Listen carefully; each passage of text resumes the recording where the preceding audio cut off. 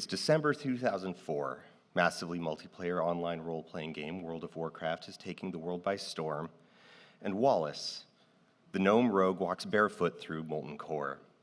Wallace, a proper hobbit of a gnome, doesn't wear shoes, and he's not in a hurry to get anywhere. His guild thinks this is a little embarrassing, but it mostly just makes for a story about a quirky weirdo they met in this new video game. Ultimately, they enjoy having Wallace around because he makes the game fun. 6 months later, they're screaming at Wallace and demanding that he equip some boots. Ultimatums are dropped, tempers are elevated, and no one's having a good time. Someone calls Wallace a bad player. No one disagrees. Everyone, welcome to PAX West 2024. Why it's rude to suck at Warcraft live. I am your host, Dan Olson.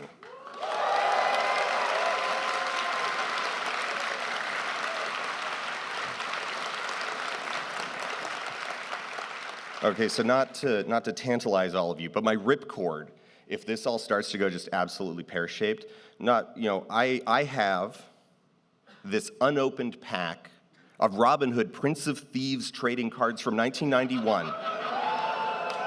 If this just goes terribly, we will sit here in awkward silence while I open this and sort through it.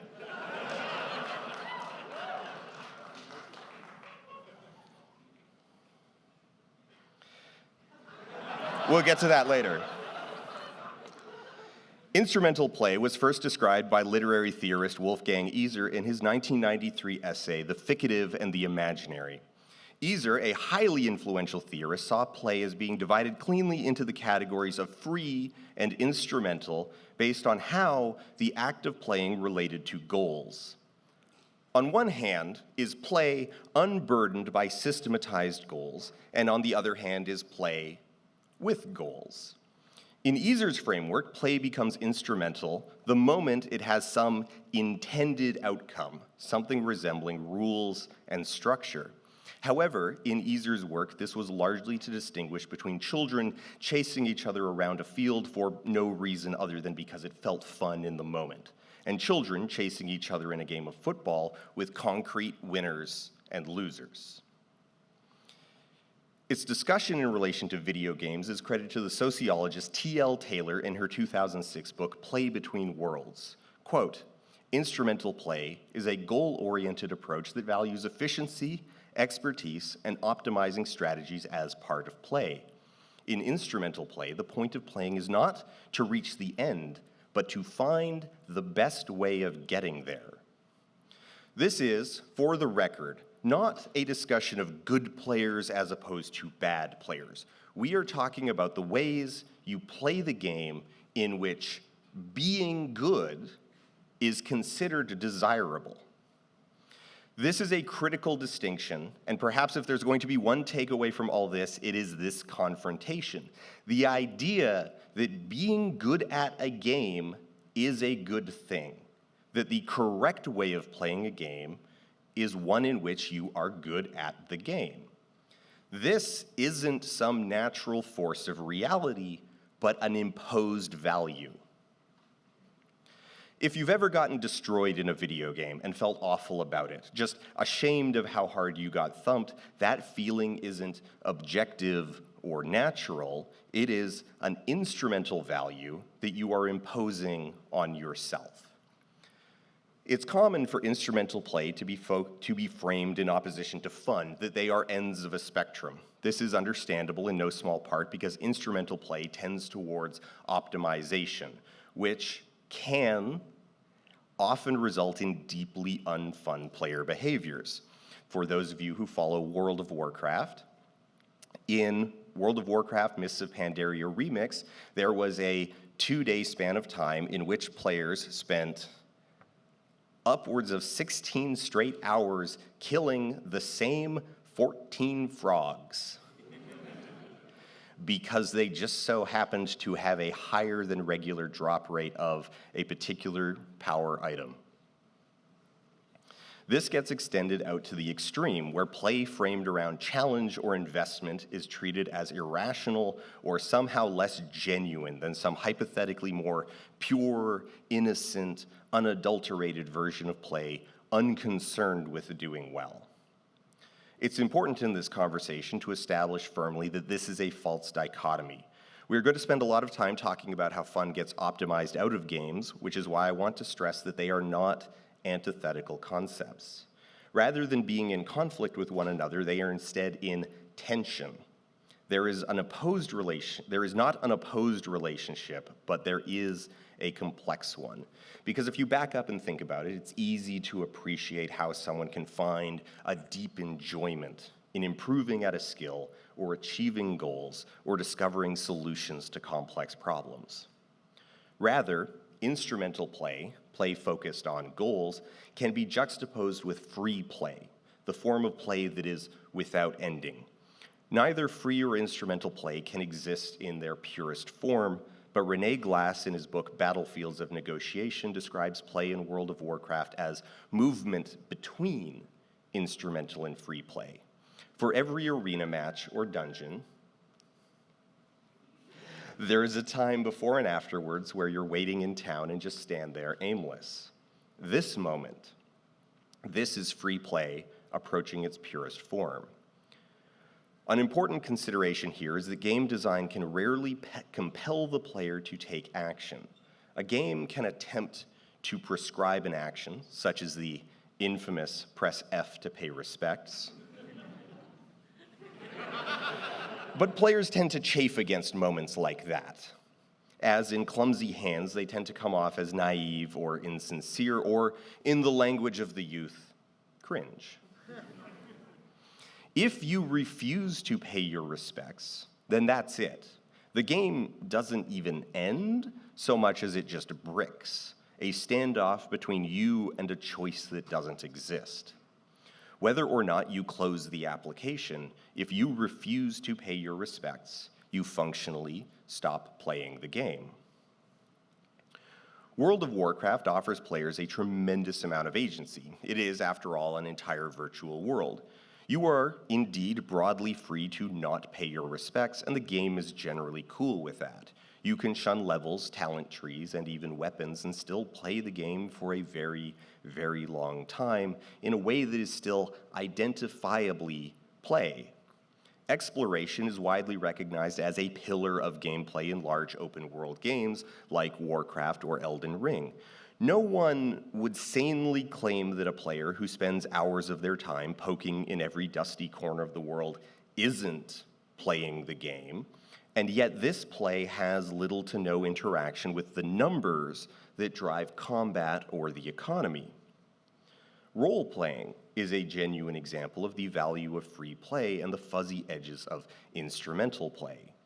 Role players engage with World of Warcraft in a fundamentally different way than how you or I might engage with it. They are often less concerned with the explicit objectives of World of Warcraft and instead prefer emergent activities.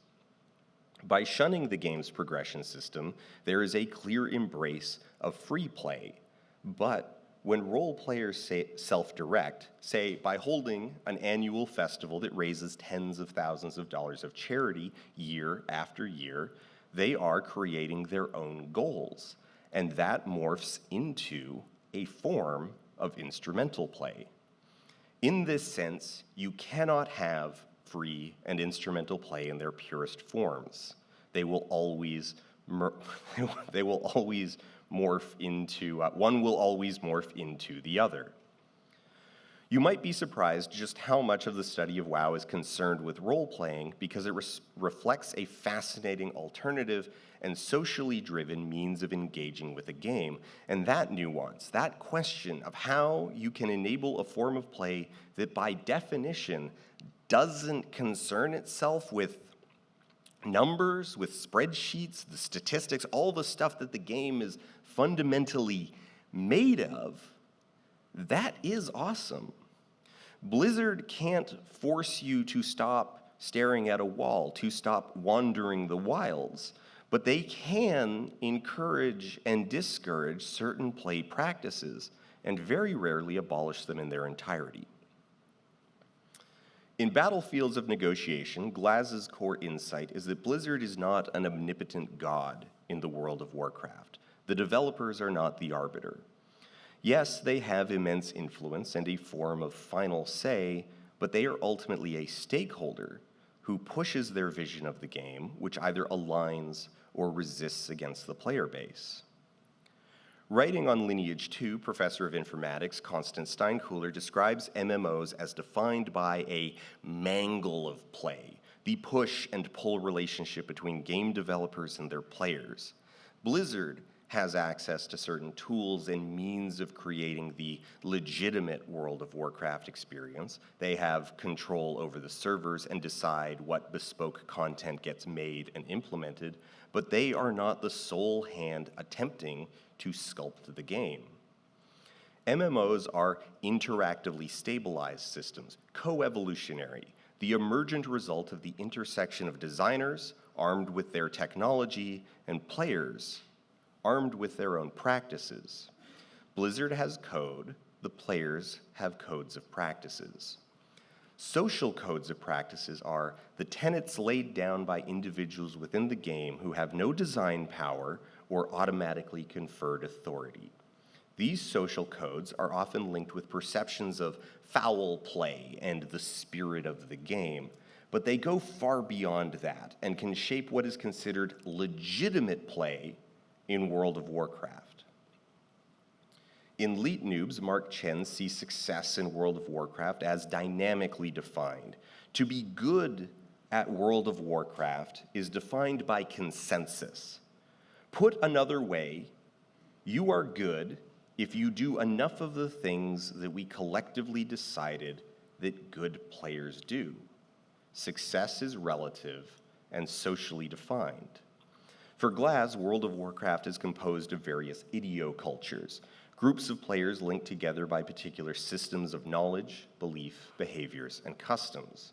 Big boy raiders and role players have totally different ways of engaging with the world. There is no single objective way to approach WoW. These idiocultures exist in layers. At the macro level, you have WoW players, PvE versus PvP, Keystones versus Raid, and within that you have specific guilds, and within them you have specific cliques. And of course, players can overlap or shift between these elements seamlessly. These different idiocultures may subscribe to different social practices, and it is the interaction between these groups and the constant negotiation on proper codes of practice that Glaz argues shapes World of Warcraft. It is the interaction between different groups of people that set the boundaries and fundamental meaning of play. Instrumental social practices in games like World of Warcraft develop first to optimize and then protect a player's time. Instrumental play has entrenched itself as the dominant mode of engagement with World of Warcraft. Through social codes of practice, players are subject to expectations that they may be completely unaware of. It is taken as value neutral and objectively true that expertise and success are the natural objectives of play, and thus the default mode of play that players owe to those around them. In other words, it's bad manners to be bad at Warcraft. While dominant in MMOs and other so-called live service multiplayer games, these practices and social codes are not unique expressions of the genre. A game like Elden Ring has a very different set of interactions between players, mostly consisting of paratext in the form of forum discussions. And yet, despite the distance between players, the lack of surface for them to connect with, Elden Ring is no less free of social practices and unchallenged codes of conduct. Elden Ring has a quirk where fully instrumental engagement makes the game extremely easy. A truly deranged player, obsessed with mechanical power as a path to success, can muster enough statistical strength to allow for nearly any build or combination of builds simultaneously. They can hunt and acquire hard counters to basically every boss, outlevel vast swaths of the game, all only for the cost of their own real-world time. However, Elden Ring is not a blank slate. it has a reputation of its own, inherited from both its developer and its genre, and that is a reputation for being a hard game. Social practices in Elden Ring and its surrounding community subsequently function to protect reputation and social standing by first generating informal rules around a communally negotiated concept of fair play. As you can see in this meme I found on my hard drive after I made it in Photoshop, in comparison to even older entries in its own genre, this set of community rules largely revolve around intentionally constricting what qualifies as acceptable or valid instrumental practices. So in this specific example, we have Elden Ring, which is depicted as a virgin, which means that they indicating that the Elden Ring community are like weak and pathetic. Well, the buff Chad Demon's Souls community. So what this is referencing is that, okay, so when Demon's Souls came out, it had this reputation of being a really like hard game, right? Like, you know, serious gamers played it, a game for serious gamers, you gotta get good. But the thing is that if you went into the communities and you talked about like how to beat bosses, there were numerous bosses. So like Tower Knight, the Twin Gargoyles, or the Twin Wyverns, where the strategies would just be like, how many arrows can you afford? Because even if you've got no dexterity, it only takes about 250, 300 arrows to kill the Tower Knight. And you can get up into a position where only like one of his attacks can occasionally hit you. And, you know, you do what you got to do. And the Twin Wyverns, like, one of them you can shoot from outside the fog gate. So, how many arrows can you carry?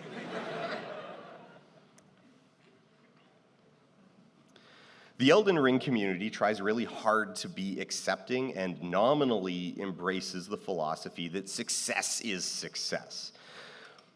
But they just can't help themselves and get really patronizing when someone plays the game in a way that falls outside the socially acceptable strategies, dominantly represented by the use of spirit summons.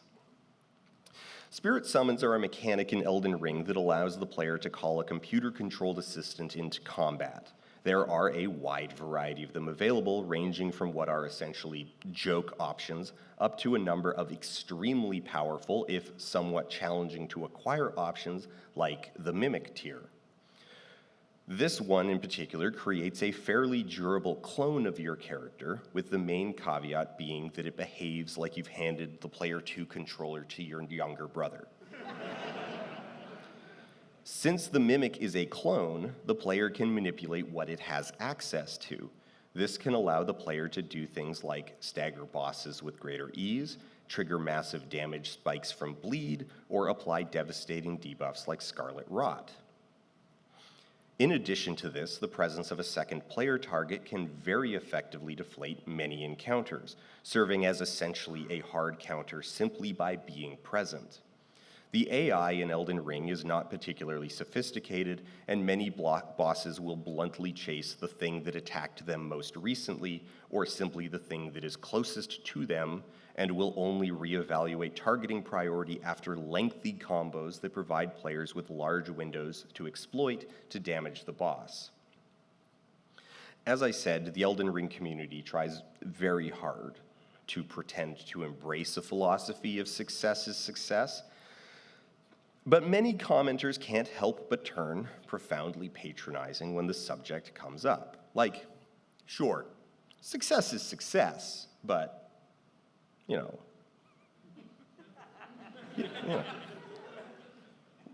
we all know what real success looks like. You know, good for you. Yeah. If you beat the game using spirit summons, you can enjoy the fact that you got to see the final cutscene, and then now you can get to work on playing the real game. It's fine. you beat it, but you should be just a little ashamed of it. Rather than looking at the suite of options available to players that allow for bosses to be defanged, bypassed, or trivialized, and coming to the conclusion that much of the game's difficulty is ultimately illusory, like the suggestion of danger one experiences on a roller coaster, the player base has negotiated a set of expectations that define legitimate play built around an ideal player experience, which, purely by coincidence, just so happens, by accident, to mirror the preferences of the players with a lot of social clout. In other words, it is rude to be too powerful in Elden Ring.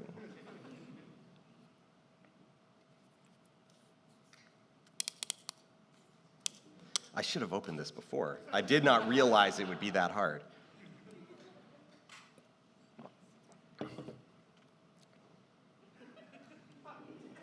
You really taste the aluminum. Wow. Okay. Now let's talk about an even trickier example of socially enforced standards. At this point, had I been able to pull down the file over the hotel Wi-Fi, I would embed a video of a contentious PvP match in Elden Ring's Colosseum, which allows for one-on-one dueling with a few modified rules, mainly that the player's primary source of healing, Crimson Flasks, are disabled. In the video, two players square off, both successfully dodging many attacks and occasionally trading blows.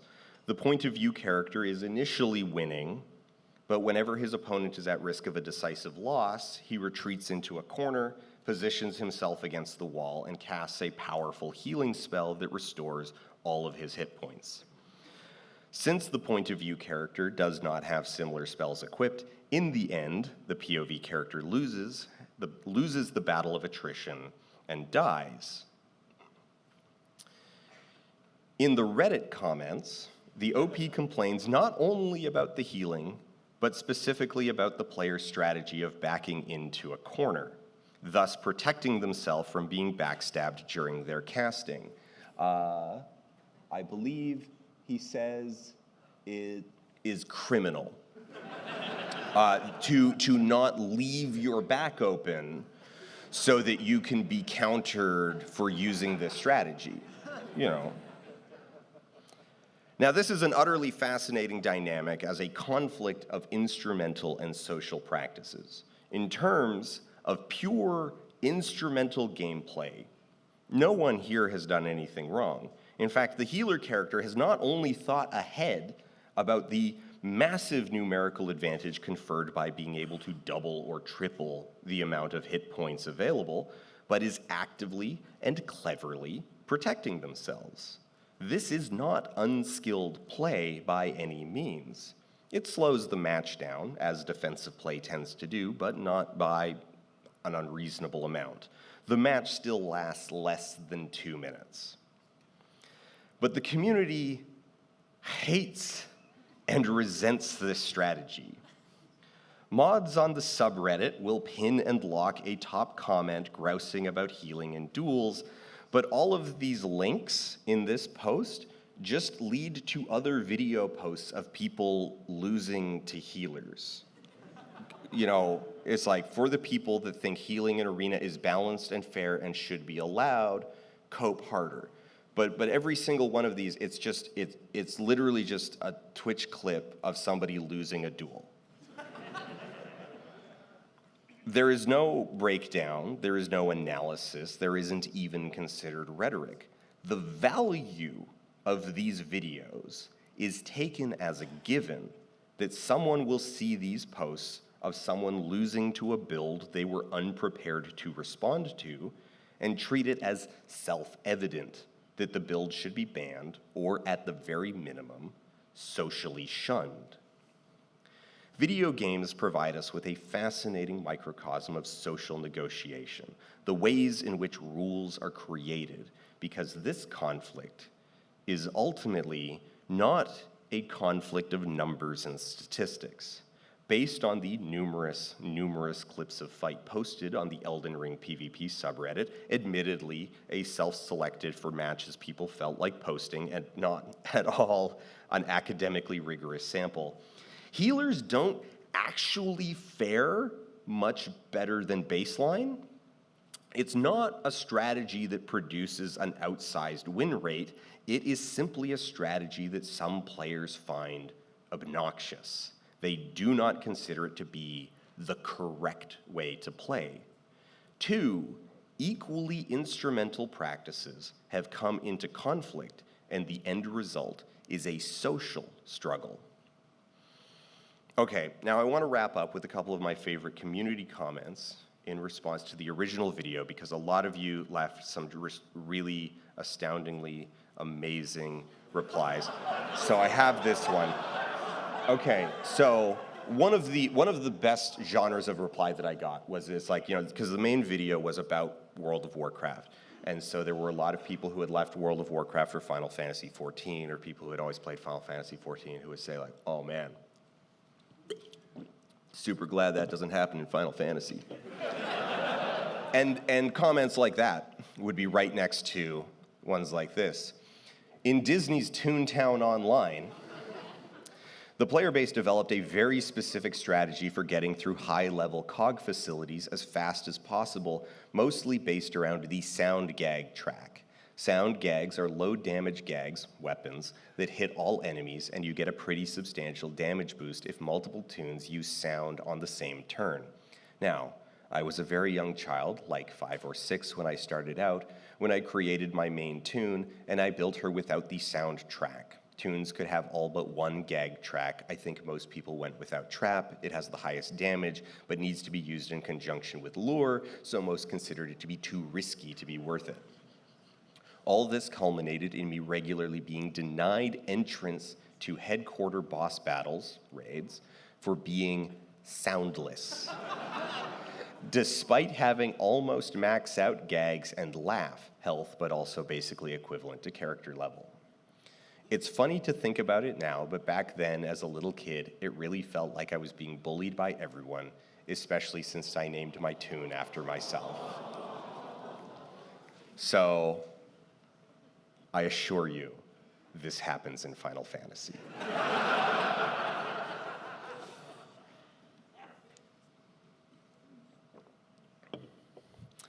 In reply to a segment of the video about how so one of the stories that we tell in the video is, I'm gonna forget the name, is a story about the Gummy Wolves, a early WoW guild who tried to resist the spread of instrumental practices and tried to resist the way that like Wowhead and Thoughtbot and Alakazam and increasingly like streaming was influencing strategy development and whatnot. So this is in reply to that. My small guild did the same back in 2009. Outside sources were discouraged. We banned reading Wowhead. Theory crafting was right out. We wanted to experience the game and encounters organically, and it made everything harder, but more satisfying. After a couple months, we got good at it. We started solving dungeons and bosses faster. We felt good. Then we noticed that Brian was always the first to remember a boss's big attack and anticipate a movement or a mob spawn. He was always the first to crack a strategy. Once we started looking for it, we saw that Lauren almost always had the right element enchanted on his weapon the first time we fought a boss, and John was exact to the 10th of a second with his threat generation. I got called out for my Tankadin's rotation being a macro when someone heard my bag of chips crinkling over VoIP. We were all lying. The lure is too strong. So that is the core of the presentation, why it's rude to suck at Warcraft. And now we have plenty of time for Q&A, about 26 minutes, which at the rate that I answer questions is time for about 2.5, so make them good.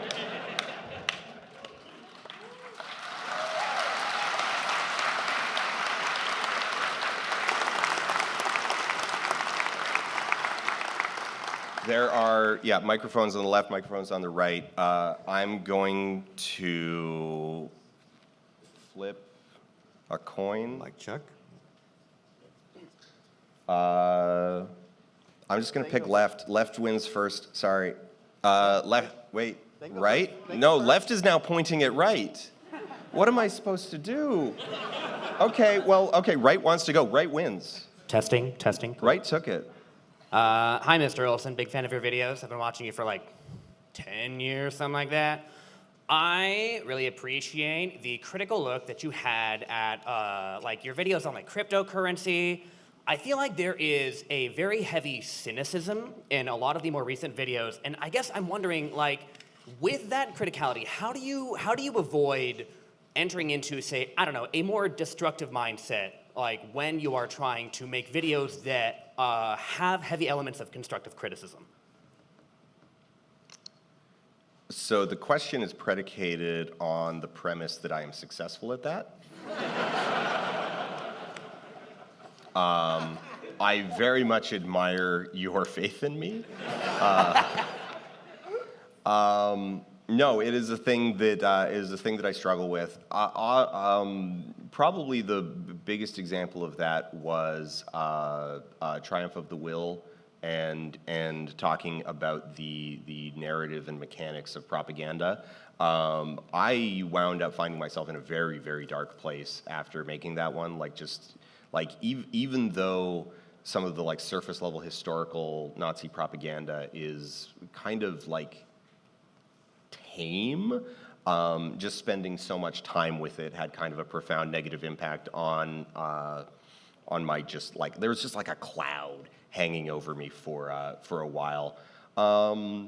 So it's a thing, it's like burnout. It's a thing that you need to like keep an eye on and be aware of, and ideally you have enough sort of social touchstones in your life that can like, hey, how you doing, buddy? How you doing all right these days? Yeah, it's a challenge, and you get through it, I guess. Yeah. Thank you. This is going to be super embarrassing if I am mixing you up again after mixing you up with H-Bomber Guy yesterday. It's okay. I have, so you haven't seen Harry in a while because we actually dueled like Dragon Ball characters, and I absorbed his power. I'm sorry you had to learn this Perfectly way. reasonable. There will not be the Fallout 4 video. You made a video where you went and watched a terrible Will Smith movie where he's like himself and his clone son. He is. I watched like it 3 times in one day. Yeah. And bought a bag of Taco Bell beef No. burritos? The burritos were for Avengers Endgame. Oh, where I said okay, I videos. was going to like, let's spoil Avengers Endgame. I put it in the title. It's the first line of the video, and the top comment is still, I didn't think you were serious. So the real question, did you eat all of the burritos? Did you actually eat all of them? No, okay. I mean, it takes a while to get through 10 burritos, but like, they don't get worse.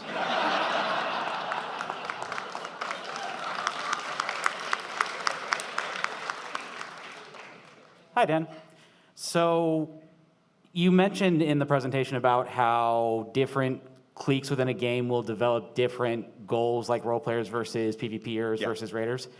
I'm wondering if you think it's possible for those groups to, over time, like have their goals sort of align or come to a similar goal in instrumental play just completely by accident or by intent? Like, is it possible for role players in WoW and endgame raiders in WoW to eventually come to a similar goal that they are pursuing? Oh, all the time. I mean, probably so the thing is that like, why do people raid?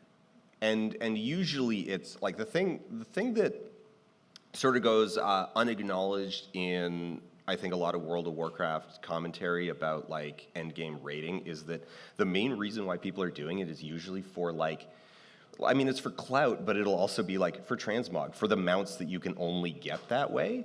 A lot of endgame raiders are in it for the collection, and so the things that raiders and role players like crave out of the game, they align all the time. When you talk about these groups, like just for the limitations of linear space on a page, you kind of need to categorize them. But it really should be stressed that like individuals, like share, like they drift between these ideo cultures like constantly, and every single person here has a foot in at least like 2 different ones within whatever game that you play, because like we drift between modes as our mood shifts. Like who here like does gathering in an MMO? And it's not your main thing that you do, probably. Like, you know, you probably like do like dungeons or something as your main thing, but like you'll find yourself like you're just kind of having one of those days, and so you sit there in voice chat talking with your friends on Discord, and you're just like flying in circles, clicking on rocks for like 3.5 hours. And that is one idioculture, but it's not your only one. Like then someone's like, hey, who wants to go run some dungeons? And you're like, oh man, I've been clicking on rocks for like 3 straight hours. Yeah, let's go do something else. So yeah, no, people, like they align and unalign all the time. Thank you. My question is if and how your selection process when picking topics for videos has evolved as your channel has grown.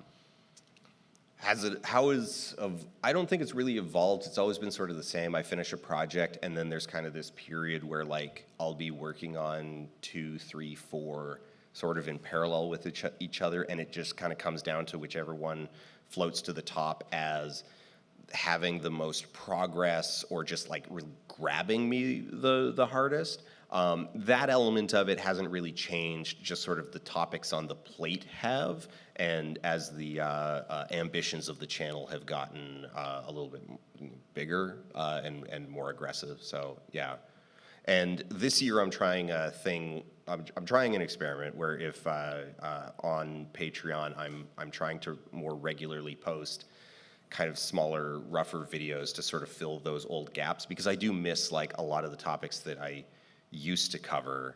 It's just the new topics I have found myself able to cover take a lot more time. So yeah. Thank you. Hi, Dan. It's nice to parasocially meet you. And for the record, if you're interested in idiocultures, I highly recommend looking into the logistics driver community in the game Foxhole. Tell me more. Man, now forget my original question. Do you like trucks? Do you like people that drive trucks for 7 hours a day with no other thing and love it? I mean, I've played Euro Truck Simulator, so I guess, yeah. Now imagine these same group of people. Like, this is basically people playing Euro Truck Simulator inside of, like, Battlefield 3? Yeah, it's right Euro Truck on. Simulator with guns and bombs. To quickly veer back to my original question. Sorry. I really enjoyed the look you did at Elden Ring. I'm currently writing an article about Elden Ring as well that looks into the way that players interact with metas. Specifically metas formed over time, and the specific case in that article is how people interact with hard swapping. Are you familiar with the term? If I had played the video, like if I had been able to actually download getting videos off of Reddit is a huge pain in the ass if you don't have a desktop available. The guy like hard swaps in the middle of the fight. Yeah, it's sort of it's. My read on it within the community is that it is largely considered to be like an advanced tech, like because it's been in the genre since the beginning. So it's kind of like, it's like, oh, like the hidden thing. You assume that like you can't do it. So players that are aware that like, oh yeah, you can just open your inventory and like switch your weapons in the middle of a duel is pro strats. Yeah. I very much like looking into that and how metas interact with each other in other games. I think that would be really cool to look at the different games. Oh, the other thing about it, the like hidden sort of quirk of it is that like you'd think that it's a way of working around the equip limits because you can have 4 weapons equipped, but all of them that are in those slots on your inventory screen add to your equip load. So hard swapping is this like skill-based button mashing mini game in order to like switch weapons without increasing your equip load. That's sort of the context around why this exists. Sorry, I keep interrupting with my own. That's perfectly fine. Thoughts. That's all I had to say. I'm happy I got to talk about it with you for 5 seconds. Again, go play Foxhole. You'll love it. Okay, right on. Hello. Hello. So, over the last 2 decades, that dance between the social construct, the player base, and the developer is a slow dance as a Warcraft player and an EVE Online player. Do you think any one of those would benefit from fun or mechanic if that developer response was heavier or less heavy-handed as to their response to the emergent gameplay? Okay, so the thing with EVE Online is that the deranged, hyper-instrumental spreadsheet gameplay is what the players find fun. And that's why I'm not allowed to install it. And they have a Mac client now, so it's like somebody just rolled up a truck of heroin into my parking lot, and they're like, look, we're not saying that this is yours, but we are saying it has very weak locks.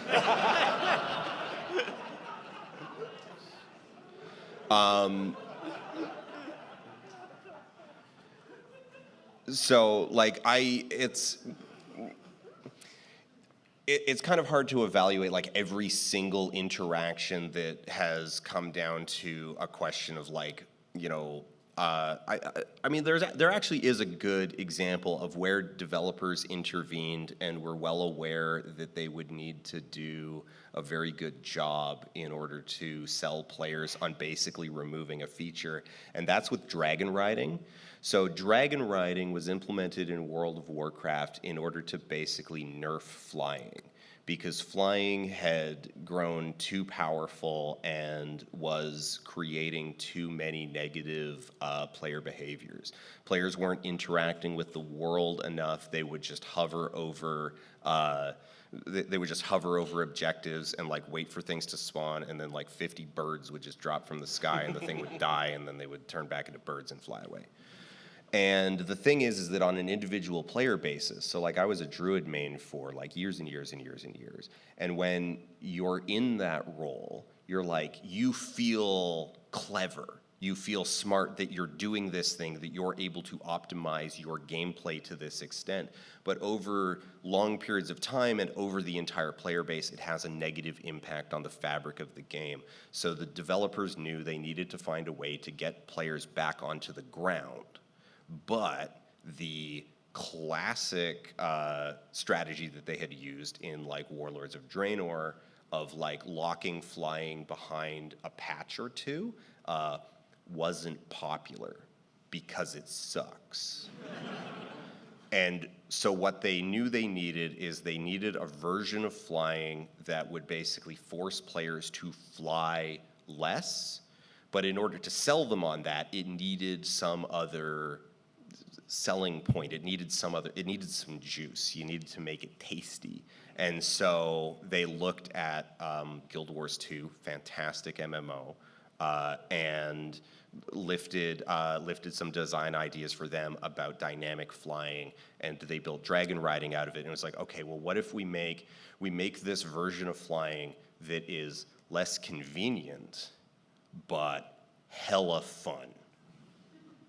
Then players will and then we make these two modes mutually exclusive. You pick one or you pick the other, and if we make the dynamic one fun enough, if it's fast, it's engaging, it feels great to do, then players will willingly forego the ability to be hyper efficient and hover over your objective and just drop from the sky, kill things, and leave. And it worked. Thank you. Do you have any examples of games that have implemented some sort of mechanic that kind of encourages people to be less toxic? I think what got me started on this line was Thor of Pirate Software mentioned a game where you couldn't rank up until you got enough voluntary commendations from your teammates. So you couldn't beg for them because then your teammates wouldn't give it to you. You just had to be nice. God, this is an example like when you're put on the spot where like I feel like I have a dozen examples and I cannot recall a single one.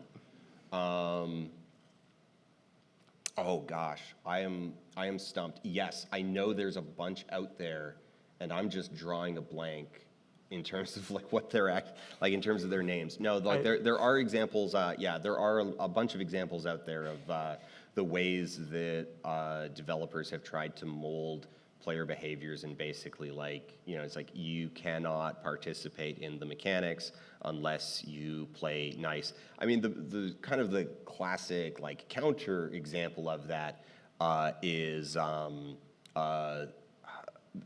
League tried a toxic queue where the worst players would just get match made against each other. And I don't know if they still do that because I haven't played League like regularly in like 8 years. But I believe Dota still does a similar Dota still does it. Yeah, so that's kind of like an inverse of it.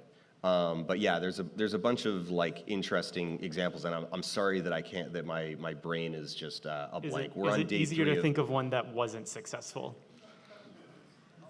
Oh, that's gonna be even harder for me to pull out. I'm gonna remember like 40 minutes from now and just turn it into a tweet thread. But right now my brain is kind of mush. We're on day 3 of If you have PAX. one after like a couple questions, Yeah, just yeah, say it. I'll holler. I wanted to thank you for creating the video about the Dark Moon fiasco from BlizzCon. I just find it fascinating to see this collusion of line management and people and the psychology of people. What inspired you to create that video? Okay, so Taliesin and Evitel, fantastic small YouTubers in the World of Warcraft space, and we've kind of become friends over the years. They were like, "Hey, are you going to BlizzCon?" And I'm like, "I don't know." They're like, "You should come to BlizzCon. You should come to BlizzCon and hang out." So on like kind of a recklessly last minute whim, I was like, "Sure, you know what? I'll take the invite," and I went. And so my motives at BlizzCon were very different than any other time I'd attended. Every other time I've gone to BlizzCon, I was either there like 100% as a fan, on a you know, where it's like the thing where you've spent all your money just trying to get there, and so it's like, all right, I have $50 to get me through the entire weekend, and that includes merch and food, so I'm gonna be real hungry on the flight home. Or I was there as a content creator. I used to be a co-host on a Diablo podcast, and we got some tickets through that. And when you're in like creator mode, you're just like, okay, I got to get to every panel. I got to like write all my stuff. I got to be ready for the podcast. You know, you're in a creator mode. So for this last year's BlizzCon, I was for the first time ever just kind of there and like wandering around like with no real goal, and with no like obligations, nothing that I had pre-primed myself to like get out of it. And I found myself sitting there looking at this line, and the line was fascinating, but I had no stake in it, right? And so I just wound up like consistently going back to check on it. Like it became my hobby for the weekend, was like, how bad has the line gotten? How have they responded to it? Because it was very clearly this like disaster that was going to be evolving over the course of the weekend. And so ultimately my like free play goal that evolved into an instrumental goal. Over the course of BlizzCon became like watching the line for the Dark Moon Fair. And as I said in that video, like the fact that they had all of these big screens and whatnot meant that I could just keep going back to check on the line, and I wasn't even missing all that much because I could just watch main stage while watching the line. And then yeah, it just grabbed my attention as something really really interesting, and also just kind of like, oh god, last year was kind of a disaster. Like Dark Moon Fair was legitimately the best thing to do. There were a few like really cool photo ops. They had like the Tree of the Dead photo op, but like it's so big, like it was massive. It was the size of this entire stage, and so. You know, the amount of space that people could line up and take photos. There was never a line because you could always find an angle where there weren't people behind you. Then there was like this massive, there were a bunch of really good photo ops, but aside from the photo ops, it was Dark Moon Fair. It was either like, hey, do you want to play the WoW patch that came out a week ago, or do you want to stand in line for the Dark Moon Fair? And tons of people were like, I'm going to stand in line for the Dark Moon Fair. And so that line, I fixated on it. It fascinated me, and I very obviously, given this 3.5-minute answer, still want to talk about it a year later. Thank you. Hello. So I know that you said that the AI video is not happening because Sadly, it's just it's too a much moving of a moving target. Yes. However, I feel like there's a subtopic. The subtopic within- is let's laugh at a bunch of AI-generated slop. And that one Unfortunately, might still happen. I think Little Joel has you beat in that demographic. He did, yeah. Henry scooped me on that one. Fortunately, there is an infinite amount of slop. A truly bottomless well. Speaking of the bottomless well, I feel like, although you're not going to do the big video, and I understand that, I feel like there's a really interesting subtopic that you would be perfect to talk about, which is the conservative online ecosystems love affair with generative AI. I cannot count the number of times... There's a couple actually really good videos that have come out over the last month on that exact topic, yeah. I cannot count the number of times that I've seen some rando on Twitter replying like, this is why regular people hate the queers, and it's a photo of a pride parade that is so painfully obviously everyone's not got real. 12 fingers. And it either on both hand or total. Yeah, and it really calls to mind your conclusion to In Search of a Flat Earth, where you talked about sort of creating your own reality as an act of power. I always think of that when I see this. So I'm just curious your thoughts on the right-wing sphere's seeming obsession with AI-generated imagery. They just like it because it allows them to create a reality that conforms to the reality that they've convinced themselves exists by spending decades devouring unhinged radio broadcasts. Yeah.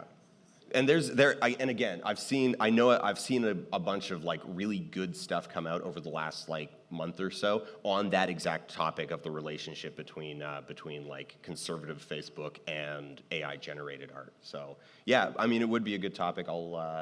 Maybe I'll find my hook on it. Who knows? Thank you for your question. Awesome. Thank you very much. We've got half a question more. Test. Yeah, so as I was watching the original video and listening to your presentation, I was comparing it to the MMOs that I play, and I primarily played old school RuneScape, and I found that... Instrumental AF.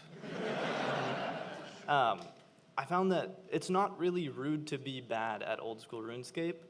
It's more so rude to be good at it. Like, the bad players are the majority. And I am a high-level player in the game, but I've had moments where people will flame me, call me slurs, the usual, just for doing something faster than them when it has no impact on their gameplay. Right. You're in WoW, in a newly developed WoW term, you're a frog farmer. Yeah. You're a no life, no good frog farmer. Yeah. And sure, you're more powerful than I am, but you are worse than me because you farmed frogs. Yeah. Yeah.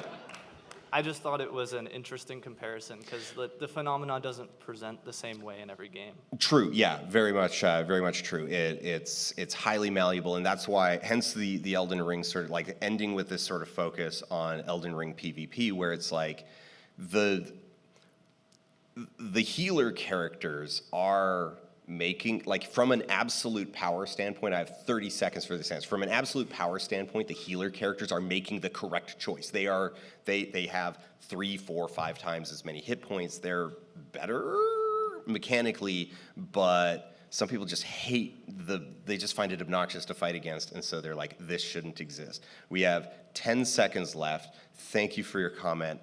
The enforcers need me out of here. Thank you so much, everybody, for coming. We are having a signing and meet and greet downstairs on level 3 in Bandland. If you have questions or comments that I didn't get to, or I misunderstood your question, you can find us there.